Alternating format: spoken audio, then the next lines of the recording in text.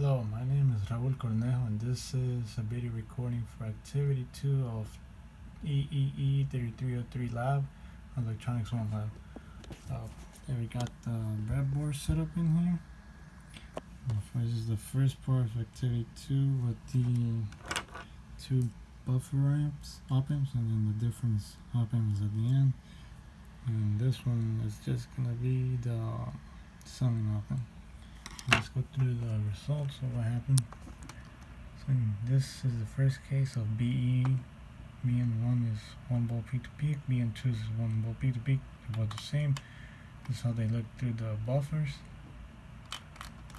And then this is going to be the output, which is 0 volts. There's no signal, they just negate each other.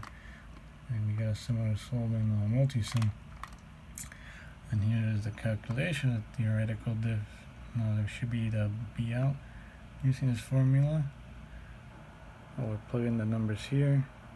And these cancel out. 1 times 0 is 0. So it's just going to be 0 volts. This is case 2 where they're both 0 volts peak to peak, both input voltages. And here they're both 0 volts peak to peak. I just did a -2 deviation scale for signal number 2 for source 2. That's why it's down -2 volts, but in reality it's just 0 volts. And once again, they negate each other, nothing there. Multi-sim shows a similar result. And so this is the calculations again. Plug in the numbers, so they're both 0 volts here. 1 times 0 is 0. And then of course, all resistors are 1 kilo ohm in both of these cases. Here it changes a bit because voltage input 1 is a DC 1 volt, whereas the other one is AC. So as you can see here, AC is 1 volt peak to peak, whereas the DC voltage just goes up 1 volt. And what happens is that there's a DC offset which causes the AC signal to move down by 1 volt.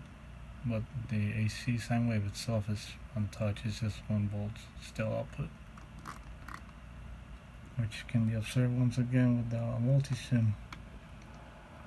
The sine wave is just simply brought down, but it remains to change the sine wave.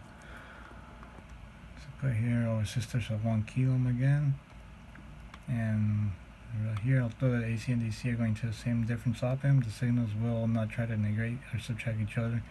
Instead, the different signals will be affected differently, with the DC creating a DC offset to the AC signal. So this is theoretical diff B out for the AC signal, which equals to 1 volt, and this theoretical DC offset for B out, which is 1 volt, and then the positive 1 volt offset, DC offset, simply causes the signal to move down. In this case is 2 volts DC, 1 volt DC. You can see there, kind of hard to see, but it's there. And the output is a -1 volt DC, and this is caused by a multi-sim result. Same -1 volt DC. This is caused by because the theoretical DC offset is simply a B out 1 volt, so it's just the positive DC offset would cause the signal to move down 1 volt. Now we go to the summing amp. This is B1 and BN2. Or both 1 volt peak to peak, or resistors 1 kilo ohm, and that's the result. They add up to 2 volts peak to peak. Same with multi-sim. And here is the calculation, the formula that was used, which is R1, the resistors times 1, then the input voltage, and you get V out equals 2. Measure 2.0001 volts peak to peak, so it follows closely with multi-sim, the measure results with, and the calculations. Here BN1 is equal to 2 BN2, or resistor equal value, so BN1 is equal to 100 volts peak to peak, BN2 is 1 volt peak to peak, and I made a voltage divider of 1 kilo ohm resistor and a 20 kilo ohm resistor. And the actual breadboard was 2 10 kilo ohm resistors, since I didn't have a 20 kilo ohm, 2 10 kilo ohm resistors, 2 10 kilo ohm resistors to make 20 kilo ohm needed for the voltage divider. Here's the output, was 1.337 volts. And the multi-sim is around 1.4 volts peak to peak. Theoretical value shows negative 1.5 volts peak to peak, but since it's AC, it is 1.5 since alternating signal. So it's lower than the calculated. Even multi-sim was lower than the calculated results this time. Here is BN1 is 1 volt peak to peak, BN2 is 1 volt peak to peak, but RF is 2 kilo, constructed from 1 kilo resistors in series, and they are right there. And they give an output of 3.999 or 4 volts.